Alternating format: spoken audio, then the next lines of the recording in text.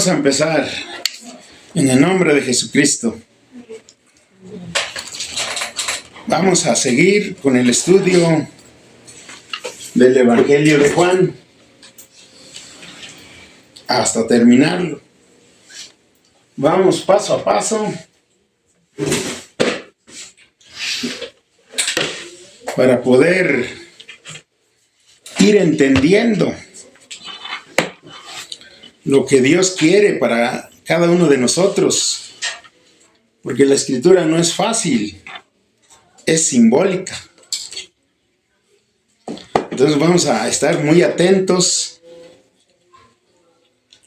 para poder entender por qué Jesús decía aquellas cosas, que aquellos hombres no la entendían.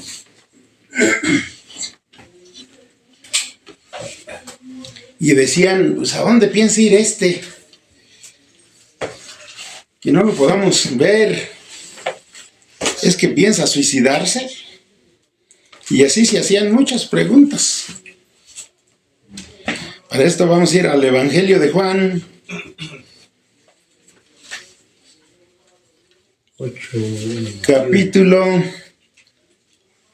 8:21, ¿verdad?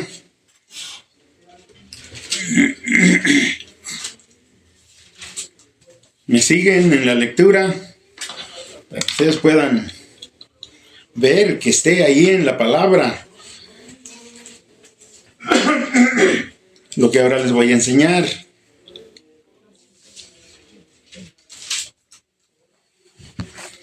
Dice así: yo no soy de este mundo.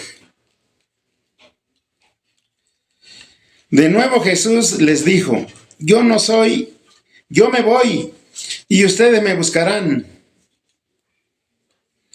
pero en su pecado morirán.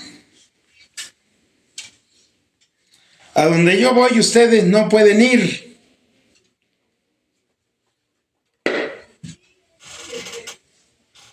Comentaban por tanto los judíos: ¿acaso piensa suicidarse? ¿Será por eso que dice, a donde yo voy ustedes no pueden ir? 23, versículo 23. Ustedes son de aquí abajo, continuó Jesús, yo soy de allá arriba. Ustedes son de este mundo, yo no soy de este mundo. Por eso les he dicho que morirán en sus pecados. Pues si no creen que yo soy el que afirmo ser, en sus pecados morirán. ¿Quién eres tú?, le preguntaron. En primer lugar, ¿qué tengo que explicarles?,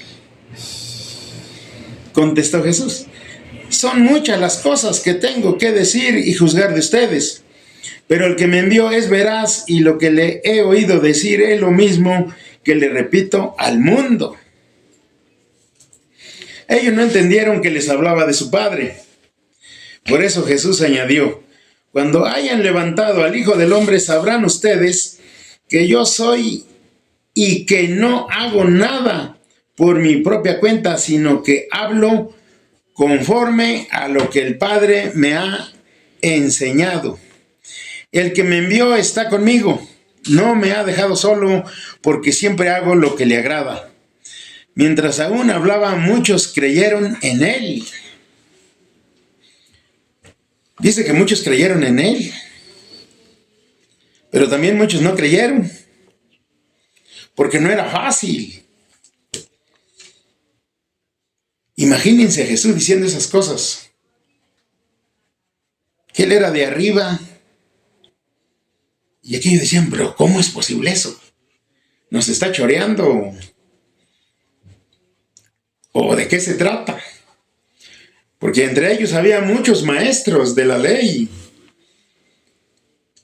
maestros que enseñaban el hebreo, el arameo, que enseñaban las cosas divinas, teólogos, había sacerdotes, mucha gente estudiaba, porque aquellos sí estudiaban en serio. La Torá y todos aquellos escritos de los profetas.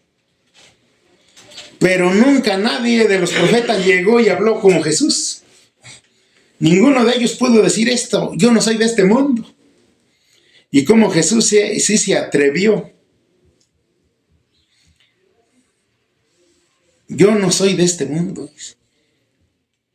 Es para reflexionar por qué Él decía estas cosas. Para eso vamos a regresar un poco al Evangelio de Juan 1:14, para poder ir entendiendo por qué Jesús decía estas cosas que ellos no entendían. Para nada, ellos no tenían ni idea de que iba a morir y que iba a resucitar. Él sí lo sabía, porque Dios se lo revelaba. Pero ellos, ¿qué iban a entender? No entendían nada. Juan 1:14 dice, y el Verbo se hizo hombre y habitó entre nosotros, y hemos contemplado su gloria, la gloria que corresponde al Hijo unigénito del Padre, lleno de gracia y de verdad. Entonces Jesús sabía que Él era el Verbo, que Él venía de arriba. Pero ¿cómo lo sabía Jesús? Si todavía el Evangelio de Juan no estaba escrito. Esta cita no estaba escrita. Esta revelación todavía no le había sido dada a Juan.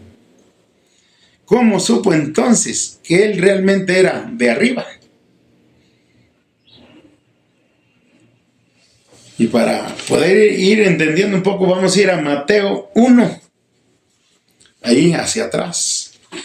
Lo estamos viendo de esta manera para que ustedes puedan ver que la Biblia no se contradice, se complementa.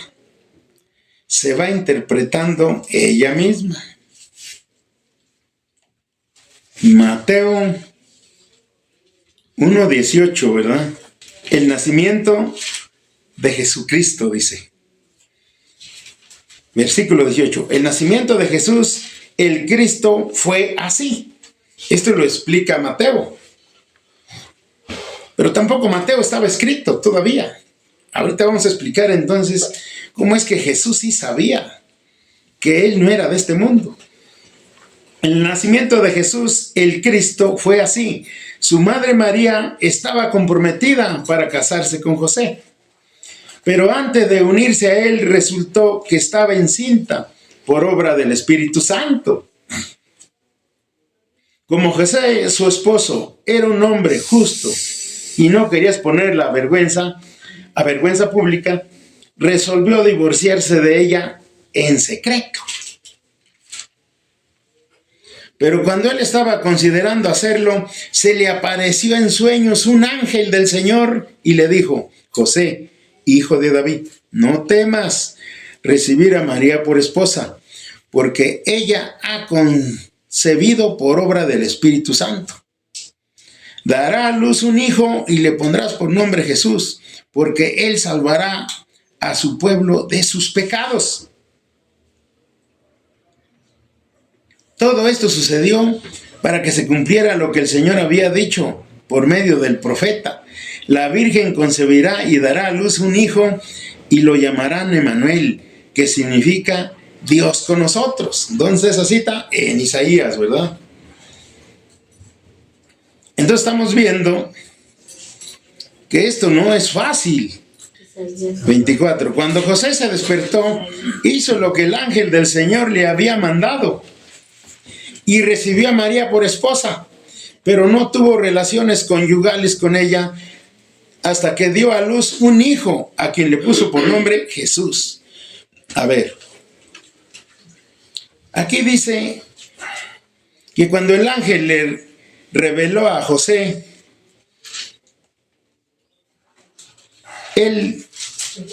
que María estaba embarazada por obra del Espíritu Santo, él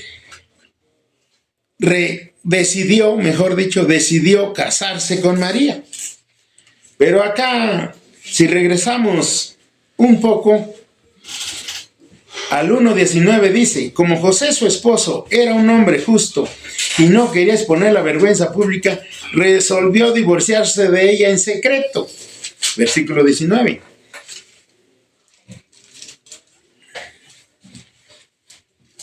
Pero en el 24 dice, cuando José se despertó, hizo lo que el ángel del Señor le había mandado y recibió a María por esposa.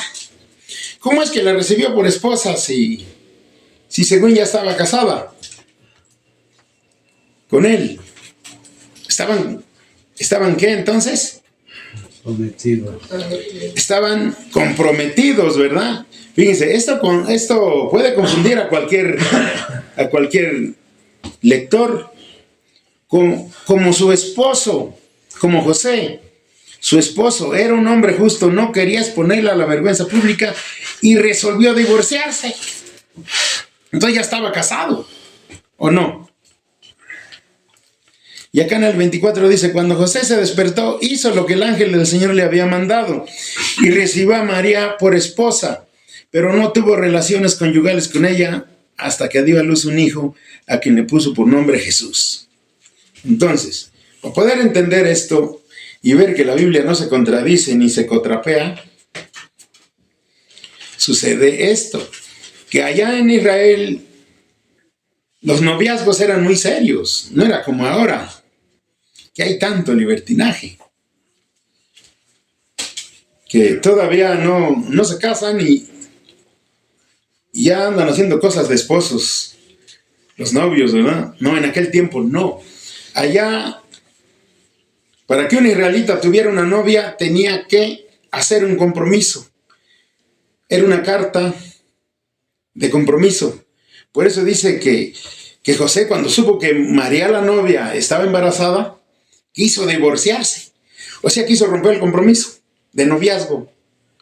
Entonces allá se daban 2 casamientos. El primer compromiso era una carta en el que eran novios, estaban comprometidos y no podía, ahora sí que no podían ya tener relación con ningún otro, ya estaba el compromiso. Pero después venía la boda, la que los unía ya como pareja. Entonces José se quería divorciar, pero del primer compromiso, quería romper la carta, romper con el compromiso de la carta. No estaba casado todavía con acta de matrimonio. Entonces, pero cuando el ángel le revela que Jesús fue hecho por obra del Espíritu Santo y que María no lo engañó con otro hombre, entonces José decide sí casarse. Ya no rompió la carta de compromiso, que era el primer compromiso de matrimonio, y se casó bien, que ya era el segundo compromiso de matrimonio. Y entonces el Señor Jesús nació dentro ya de su matrimonio, de su hogar. Pero aquí explica en el 24 bien y en el 25, pero no tuvo relaciones conyugales con ella hasta que dio a luz un hijo y él le puso por nombre Jesús. ¿Para qué? Para que se cumpliera que Jesús tenía que nacer de una virgen, no de una señora. Entonces se casaron, pero en un acuerdo, y él lo hizo para proteger a María, para que no hablaran mal de ella y de él también, porque pues iban a decir, José pues, se casó con una mujer que ya estaba embarazada, y más los familiares, ¿no? Que híjole, remilgosos. En tiempos antiguos las suegras eran muy exigentes. Se casaba el hijo y híjole, ¿qué hacían? Le ponían una sábana blanca a la novia en su primer noche de luna de miel y tantas cosas hacía la gente.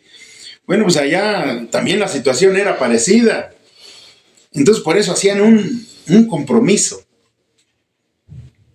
Y era esa carta o ese compromiso que José quería romper.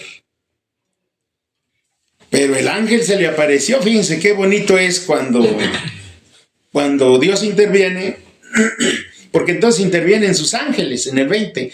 Pero cuando él estaba considerando hacerlo, se le apareció en sueños un ángel del Señor y le dijo: José, hijo de David, no temas recibir a María por esposa, porque ella ha concebido por obra del Espíritu Santo. Entonces, esto seguramente María se lo platicó a Jesús, de que él había sido hecho por obra del Espíritu Santo y que Dios tenía un propósito con él, grande, aquí en la tierra. Pero eso, aunque María o Jesús lo hayan platicado, pues nadie les creyó. Solo aquellos que tenían revelación de Dios, como cierto profeta que la encontró ya cuando había nacido el niño y le profetizó que ese niño iba a ser como una espada que se iba a clavar en su corazón porque iba a morir de una manera muy, muy tormentosa. No recuerdo el nombre de este profeta, ni la cita, pero todo está aquí en los evangelios. Pero, ¿dónde está lo complicado para poder entender? ¿Y por qué muchos estudiados no entienden? Porque todavía no existía el evangelio de Mateo cuando Jesús ya estaba enseñando aquí en la tierra. Cuando lo llevaron a la cruz todavía no estaban escritos los evangelios, ni las cartas. Fue hasta después. Y las que se escribieron primero fueron las cartas. La de Pedro, las Paulinas, las de Pablo y otras. Pero eso fue después, cuando empezaron las iglesias. Después del Pentecostés. Cuando ya Jesús llevaba un tiempo de que había sido llevado al cielo. Entonces por eso ellos no entendían nada. Decían, bueno, pero ¿por qué dice que es de allá arriba? Pues era de allá arriba porque él nació de Dios, del omnipotente, del que está sentado en su trono en el tercer cielo. Por eso él entendía de dónde venía. Y dice, ustedes son de aquí abajo. Porque todos los demás nacimos de mujer y de hombre. Pero él no. Él solo tenía como terrenal el haber nacido de María, pero de padre. Su padre era Dios mismo. Era Lucas 2:24, donde Simeón le profetiza. Léelo.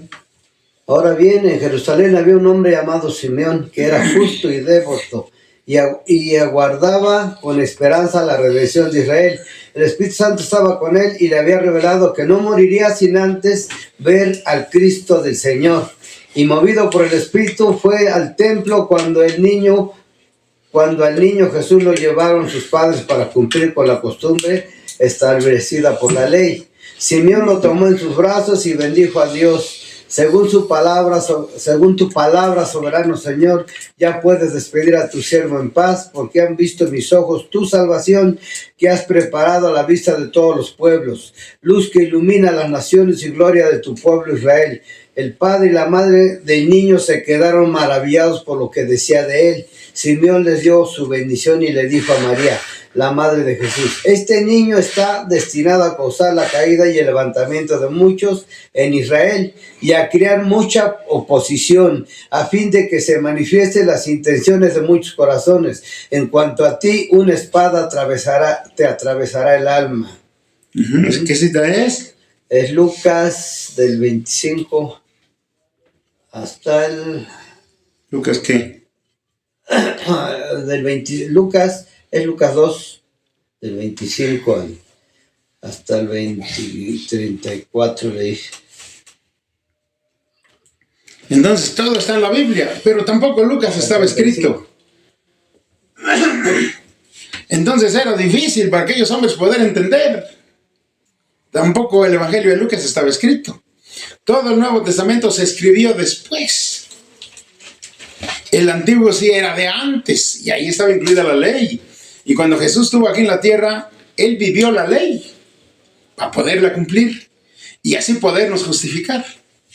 Él fue el único que pudo cumplir la ley, nadie más. Nadie.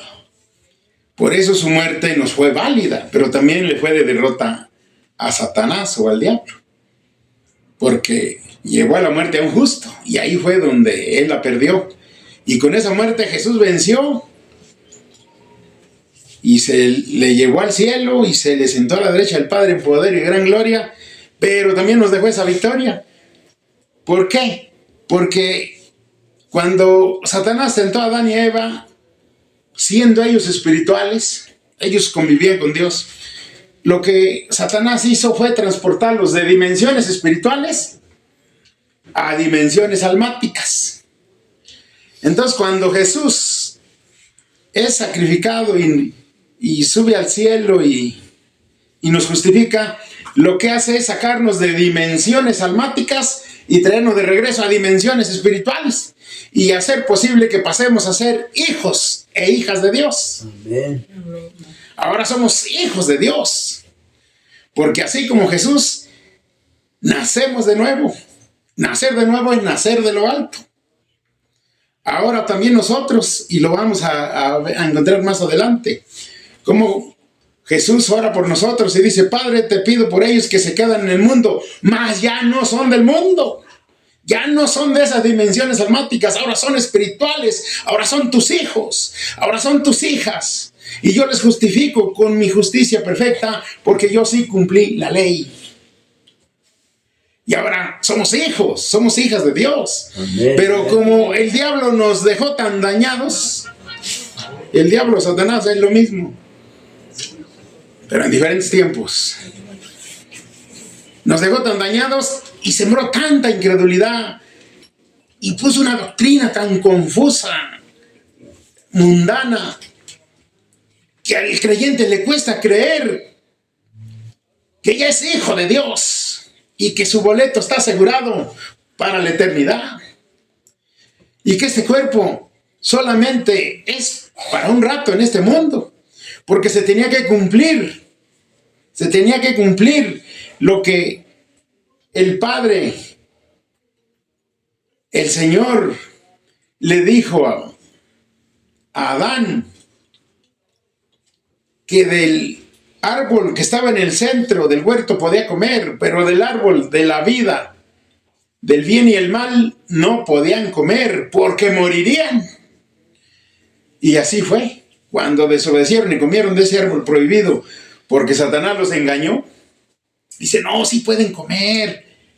Lo que pasa, dice, es que Dios sabe que si comen de ese árbol se les van a abrir los ojos y van a ver otras dimensiones y van a ser ustedes como dioses y van a hacer cosas, aviones y muchas cosas. Sí, me están entendiendo. Entonces, pues a Adán le pareció apetitoso ese árbol del bien y el mal y comió y le dio a su esposo. ¿Qué hicieron? Se pusieron a estudiar una ciencia diabólica. Y de esa manera fueron pasados a dimensiones almáticas, de solo pensamiento, tecnología y ciencia. Pero viene Jesús sabiendo que íbamos a ir al infierno y nos rescata. Nos saca de esas dimensiones almáticas y nos trae a dimensiones espirituales. Pero Satanás fue astuto cuando le dijo a Adán y a Eva que no morirían, que solamente se les iban a abrir los ojos. Pero Dios había dicho que sí morirían. Entonces, por eso físicamente sí tenemos que morir. ¿Por qué? Porque la palabra que el Señor dijo, que el día que ellos comieran de ese árbol y nos abrieran los ojos y podríamos conocer el bien y el mal, ¿qué iba a suceder? Moriríamos espiritualmente y físicamente. Pero como viene Jesús y nos rescata, entonces ya no hay muerte espiritual, pero sí sigue la física, porque el cuerpo quedó contaminado. Entonces este cuerpo no sirve, se tiene que sepultar para que Jesús, cuando nos resucite, por la información que está en el ADN, nos dé un cuerpo glorificado diferente, con el que podamos heredar la tierra nueva con cielos nuevos. Aquel cuerpo no va a enfermar. Aquel cuerpo va a ser como el de los ángeles, dice el Señor Jesús aquí en el Evangelio de Lucas. Dice que aquel cuerpo va a ser un cuerpo glorificado, como el que adquirió el Señor Jesús cuando resucitó al tercer día. Y que vamos a ser como los ángeles. Los ángeles pueden aparecer y desaparecer y pueden viajar en el espacio. El Señor Jesús igual apareció en medio de sus apóstoles. Tenían todo cerrado, lo estaban persiguiendo, pero ella tenía cuerpo glorificado y apareció de repente en medio de ellos. Así vamos a ser nosotros. Vamos a poder aparecer y desaparecer, porque vamos a tener un cuerpo glorificado como el que Él adquirió. Por eso la Biblia dice que Jesús es las primicias de los que habríamos de resucitar después. Entonces, primero nos resucita espiritualmente, nos pasa a dimensiones espirituales, pero después nos va a resucitar en el cuerpo. Vamos a tener este cuerpo, pero ya va a ser glorificado. Cuando Él se apareció en medio de sus apóstoles, era Jesús. Y después se les apareció cuando estaban pescando. Y Él se apareció en la orilla del lago y hizo lumbre y estaba asando pescados. Y los llamó y lo vieron. Dice, es el Señor. Ya estaba resucitado. 40 días anduvo apareciendo, mostrando su gloria y revelándose para que sus apóstoles y sus discípulos de aquel tiempo creyeran en Él. Y a muchos de ellos les dijo, no se vayan de la ciudad, esperen, Hechos 1:8, esperen hasta que sean revestidos de poder, pero recibiréis poder, dice en Hechos 1:8, cuando haya venido sobre vosotros el Espíritu Santo. Amén. Pero cuando venga el Espíritu Santo sobre ustedes recibirán poder y serán mis testigos tanto en Jerusalén como en toda Judea y Samaria y hasta los confines de la tierra. ¿Y eso cuándo se cumplió? En Hechos 2:4. Hechos 2:4. Léelo, por favor. Entonces estamos viendo que todo es un orden. Dios tiene un orden. Pero la gente no entiende ese orden. Estudiados. Ya no digo de cuántos grados. No lo entienden. Teólogos. Bueno, los filósofos completamente. Lo leo desde el 1. Cuando llegó el día de Pentecostés, estaban todos juntos en el mismo lugar. De repente vino del cielo un ruido como el de una violenta ráfaga de viento y llenó toda la casa donde estaban reunidos. Se les aparecieron entonces unas lenguas como de fuego que se repartieron y se posaron sobre cada uno de ellos. Todos fueron llenos del Espíritu Santo y comenzaron a hablar en diferentes lenguas según el Espíritu les concedía expresarse. Se cumplió lo que Jesús dijo, ¿o no? Amén. Claro que sí. El problema para aquellos hombres que estaban disputando con Él en Juan 8, donde dice, yo no soy de este mundo, era de que el problema para ellos era que el Nuevo Testamento no estaba escrito. Se escribió después. Después Dios dio la inspiración, la revelación y la inspiración a aquellos hombres para que escribieran los evangelios y a los apóstoles para que escribieran cartas, como Pablo, Pedro, Juan. ¿Y qué escribieron ellos? La revelación del Espíritu de Dios. Él les reveló el plan y cómo sucedió. Pero también intervinieron historiadores que hicieron investigaciones y entonces ellos empezaron a escribir. Pero ¿de dónde escribían ellos? Por ejemplo aquí, ¿qué diríamos en Lucas? El Evangelio de Lucas. Lucas era un médico. Él no fue apóstol, pero era un historiador, un médico historiador. Entonces él empezó a investigar de cómo habían sucedido las cosas con el Cristo. Y él empezó a escribir el Evangelio de Lucas, y si no me equivoco también el libro de los Hechos. Así que lo leo. Entonces, en Lucas 1, dice, muchos han intentado hacer un relato de las cosas que se han cumplido entre nosotros, tal y como nos las transmitieron los que desde el principio fueron testigos presenciales y servidores de la palabra. Por lo tanto, yo también, excelentísimo Teófilo, habiendo investigado todo esto con esmero desde su origen, he decidido escribírtelo ordenadamente para que llegues a tener plena seguridad de lo que te enseñaron. Amén. Entonces, las cosas de Dios no las fueron escribiendo así.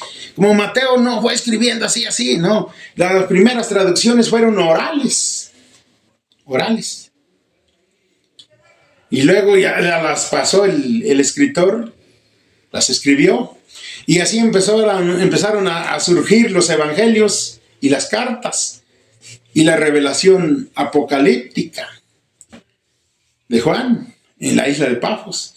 Y todo eso hace que ahora sea fácil entender la palabra. ¿Sí o no? Pero entonces, ¿por qué los obispos, cardenales y todos los estudiados, por qué no lo entienden? Si ya tenemos Antiguo y Nuevo Testamento. Entonces, ¿por qué no lo entienden? Si ahora ya está completa la Escritura, ya hay Antiguo y Nuevo Testamento. Esa es la pregunta de hoy. ¿Por qué no la entienden? ¿Qué hace falta para que alguien entienda la Biblia? Para que entienda las Escrituras. ¿Qué hace falta? Leerla. Hace falta el Espíritu Santo. Jesús ya era muy sabio desde niño, pero aún no estaba ungido. Era hijo de Dios, pero aún no tenía la unción para hacer milagros. Ahorita vamos a ver cómo él empezó a hacer los milagros hasta que ya fue bautizado y el Espíritu Santo vino sobre él. Así como pasó con aquellos hombres en Pentecostés. Primero tenía que venir el Espíritu Santo sobre él. Entonces empezó su ministerio, no antes. Ese es el problema, esa es la clave. Por eso los estudiados no pueden entender la Escritura, porque les falta el Espíritu Santo. No creen que en una simple oración de fe, Jesucristo les pueda cambiar la vida. Solo porque no creen que exista el Espíritu Santo y que ya puede venir sobre los hombres que creen en Jesús. Ese es el problema. Entonces vamos a ver, vamos a ir a Marcos. Mateo primero, Mateo 3. Mateo 3, 3:16, ¿verdad?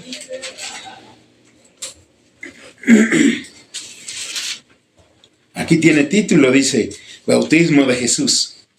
Un día Jesús fue de Galilea al Jordán para que Juan lo bautizara. Pero Juan trató de disuadirlo. Yo soy el que necesita ser bautizado por ti, ¿y tú vienes a mí?, objetó. Dejémoslo así por ahora, pues nos conviene cumplir con lo que es justo, dijo el Señor Jesús. O sea, cumplir con la ley, así, lo que marcaba la ley, lo que es justo. Así le contestó Jesús. Entonces Juan consintió. Tan pronto como Jesús fue bautizado, subió del agua. En ese momento se abrió el cielo y vio al Espíritu de Dios bajar como una paloma y posarse sobre él. Aquí está la clave. Y una voz del cielo decía: este es mi Hijo amado, estoy muy complacido con él. Amén. Fíjense cómo Dios ha hecho las cosas personalmente. Maravilloso. Cuando entendemos eso, la situación cambia. Entonces vemos que Dios hizo todo en un orden. Jesús no nomás llegó ya a los 18 años y hacer milagros. Ya tiene uso de razón. No. Tenía que llegar a los 30 años. Jesús empezó su ministerio a los 30 años. Y fue sacrificado, crucificado, como a los 33 y medio. 3 años y medio haciendo discípulos, dejando doctrina, para contrarrestar la doctrina del diablo, porque el diablo también desarrolló una doctrina. No solo desarrolló tecnología y ciencia, sino también una doctrina para poder seguir engañando al humano. Porque él sabía que el humano tiene espíritu y que desde lo más profundo de nuestro espíritu la amaba y buscaba algo que está más allá de lo que se ve. Porque fuimos hechos a imagen y semejanza de Dios, en cuerpo, mente y espíritu. Entonces el diablo, bien astuto, desarrolló religiones para seguir manteniendo a la gente en dimensiones almáticas, pero sin vida en su espíritu, muertos. ¡Qué tremendo! El mundo está muerto. Hay que resucitarlo. Pero para eso se necesita una doctrina sana, clara, que nos lleve a entender para así poder creer. El mundo está muerto espiritualmente, está separado de Dios. Hablo de los que no han creído. Pero muchos, por la misericordia de Dios, ya creímos. Y el boleto está asegurado. Y solo tenemos que cuidar esa hermosa salvación. Y todo lo que tenemos que hacer es alimentarnos e ir destrabando la simbología. Y entonces cada vez estamos más convencidos de que Dios existe y que es veraz. Y que es todopoderoso. Y que hizo todo lo que se ve. Y también lo que no se ve, incluyendo las bacterias. ¿Sí se me entiende, no? Entonces nuestro Dios es todo un Dios. No hay otro como Él. Pero estamos viendo que todo a su tiempo. Todo a su tiempo. Marcos, ¿cuál leímos? Mateo. Ahora Marcos, ¿cómo dice Marcos? ¿Quién me lo puede leer, por favor? Marcos. ¿Qué? Marcos 1, del 9 al 11. 1, 9. Y alguien más que me busque. Lucas 4, 18. En esos días llegó Jesús, ¿del qué? De 9, ¿verdad? En esos días llegó Jesús desde Nazaret de Galilea y fue bautizado por Juan en el Jordán. Enseguida, al subir del agua, Jesús vio que el cielo se abría y que el Espíritu bajaba sobre él como una paloma. También se oyó una voz del cielo que decía: tú eres mi hijo amado, estoy muy complacido contigo. Tú eres mi hijo amado, dijo. Y dice que Jesús vio al Espíritu Santo descender sobre él con forma de paloma. Pero vamos a leer la otra cita donde dice que también Juan el Bautista vio al Espíritu Santo. Que Dios, cuando lo envió a preparar el camino, le dijo: aquel sobre el que veas que desciende el Espíritu Santo en forma de paloma, ese es el Salvador del mundo. ¿Quién tiene la otra cita? Lucas 4, 18. Juan 1:32. Ha de ser Juan 1, Dice: 32. Juan declaró: vi al Espíritu Santo descender del cielo como una paloma y permanecer sobre él. ¿Quién lo está diciendo? Juan el Bautista, el que lo bautizó. Entonces estamos viendo que no solo Jesús vio al Espíritu Santo, no lo inventó no, él lo vio. ¿Y cómo lo verificamos? Viendo que también Juan lo vio. Amén, amén. Ahí empezó su ministerio. Ahí empezó todo. Ahí fue donde se iba a desatar la lucha espiritual, el bien contra el mal. Se desataron las fuerzas del infierno, porque ya había llegado el que iba a vencer a Satanás, al mundo y a la muerte, porque iba a resucitar. Entonces, fíjense qué maravilloso ir entendiendo. Lucas 4:18, ¿cómo dice? El Espíritu del Señor está sobre mí. Por eso me ha ungido para anunciar buenas nuevas a los pobres y me ha enviado para restaurar a los quebrantados de corazón, para proclamar libertad a los cautivos y vista a los ciegos, para fortalecer con el perdón a los quebrantados y para proclamar el año agradable del Señor. En el versículo 21, Lucas 4:21, fíjense lo que dice. Y empezó a decirles: hoy se ha cumplido esta escritura que han oído. En mí dice. ¿Sí? Ahí como dice. Lucas 4. Hoy se cumple esta escritura en mí, en presencia de ustedes. ¿Sí dice sí o no? Léelo. En la NBI. 18. Hoy se cumple esta escritura. Busca Isaías 61, Rosy, en lo que él encuentra la otra, en la En NBI. Lucas 4:18. Uh-huh. El Espíritu del Señor está sobre mí por cuanto me ha ungido para anunciar buenas nuevas a los pobres. Me ha enviado a proclamar libertad a los cautivos y dar vista a los ciegos, a poner en libertad a los oprimidos, a pregonar el año del favor del Señor. Luego enrolló el libro, se lo devolvió al ayudante y se sentó. Todos los que estaban en la sinagoga lo miraban detenidamente y él comenzó a hablarles: hoy se cumple esta escritura en presencia de ustedes. Amén. ¿Qué tal? Pero ¿dónde qué estaba leyendo Jesús? Porque este evangelio no existía, ¿eh? Vuelvo a rectificar. Estaba leyendo Isaías. No estaba leyendo Lucas, ¿eh? ¿Estaba leyendo qué? Isaías 61. Léelo. Dice, el 61. Espíritu del Señor Dios está sobre mí, porque el Señor me ha ungido, me ha enviado a proclamar las buenas nuevas a los afligidos, a vendar a los quebrantados de corazón, a proclamar libertad a los cautivos y a poner en libertad a los prisioneros. Fíjense qué maravilloso.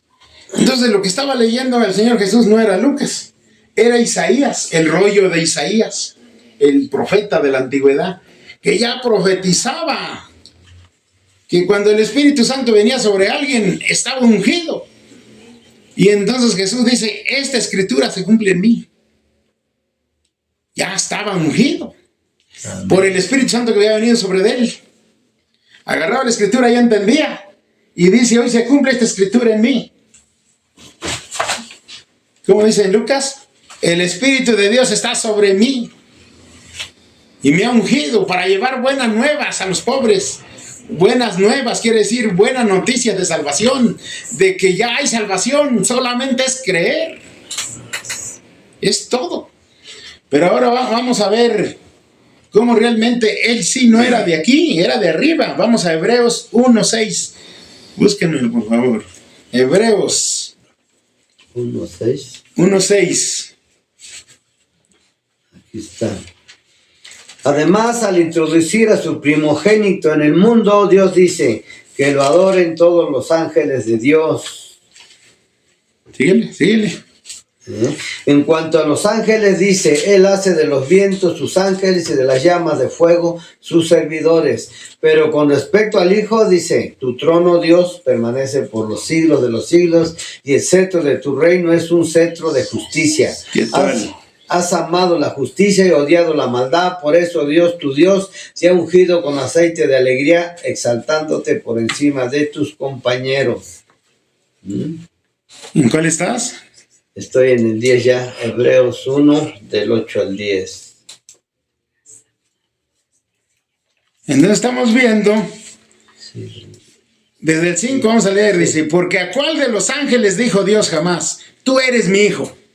A ninguno, solo a Jesús. Porque a cuál de los ángeles dijo Dios jamás, tú eres mi hijo. Hoy mismo te he engendrado. Y en otro pasaje, yo seré su padre y él será mi hijo.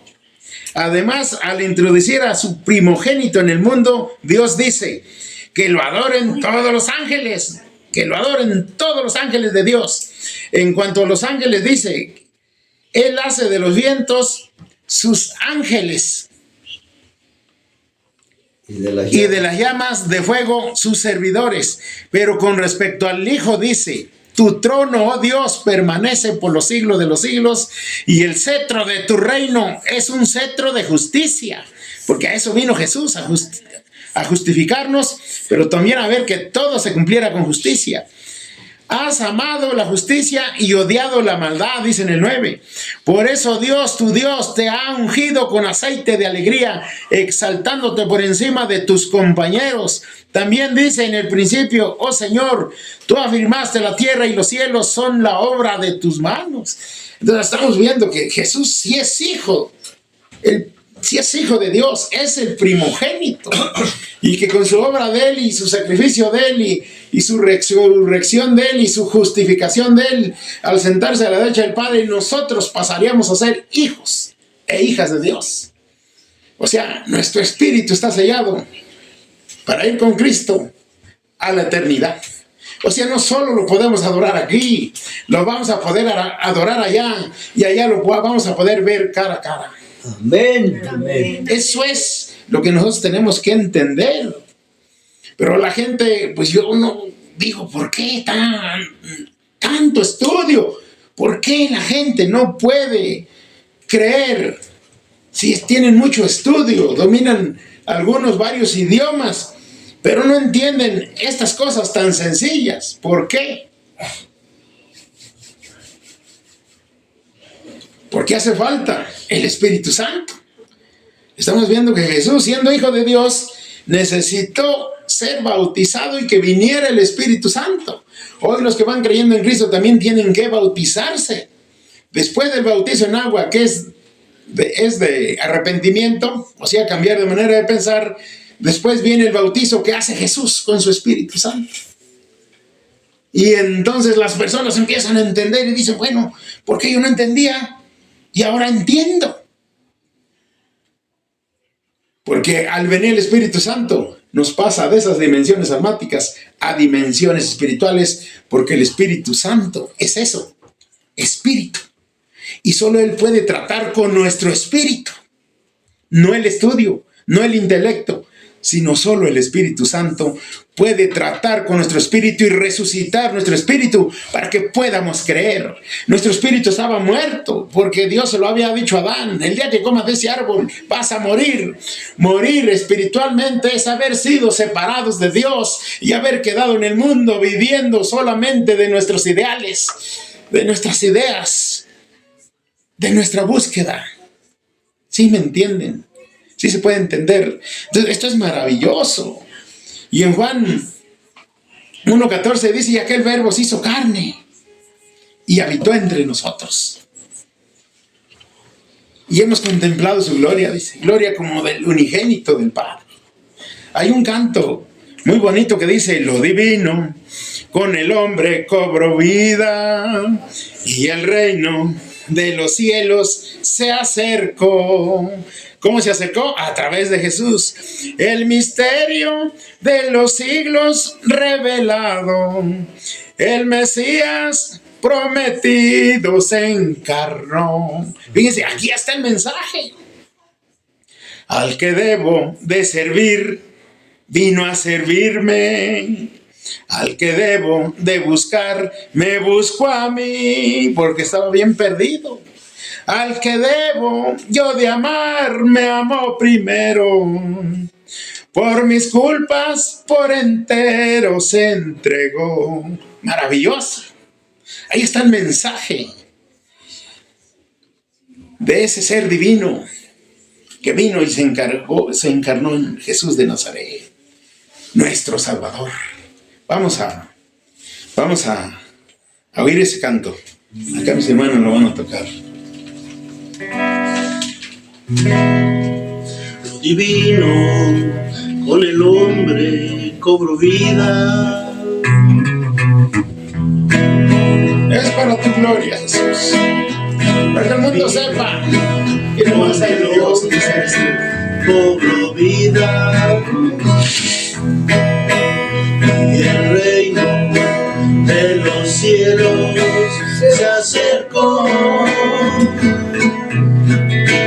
El misterio de los siglos revelado.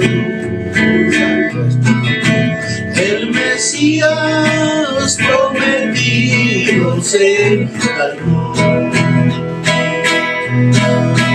Al que debo de servir, vino a servirme. Al que debo de buscar, me busco a mí. Al que debo yo de amar, me amo primero. Por mis culpas, por entero se entregó. Martirio comenzó en el pesebre, donde el mundo egoísta le mandó, pues no hubo un lugar de tal realeza donde pudo su cabeza recostar. Aleluya.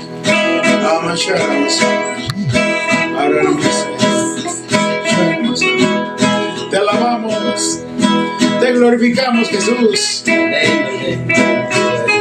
porque nos has dado el privilegio de enseñar esos misterios que solo les revelas a los que son hijos de ese Dios todopoderoso que te envió a buscarnos para traernos de regreso a nuestro Padre Celestial. Gracias, Jesús. Gracias. Gracias, papá. Gracias, Espíritu Santo, por ungir a Jesús y por ungirnos a nosotros, por apartarnos para la gloria del Eterno, para que podamos heredar la tierra nueva que Dios nos vemos. Gracias, Jesús. Bendito eres. A ti se ha dado todo el honor, toda la gloria, porque tú eres Rey y eres Señor. Amashara, Amaseka, te alabo, te bendigo, te doy las gracias porque nos has dado el privilegio de poder entender tu palabra, de poder enseñar tu palabra, de poder entender esos misterios que estaban guardados desde la eternidad para los tiempos de la gracia. Gracias, Jesús, bendito eres. Te alabo, te bendigo, te glorifico a ti, al único Dios verdadero. Amén. Gracias, papá. Gracias.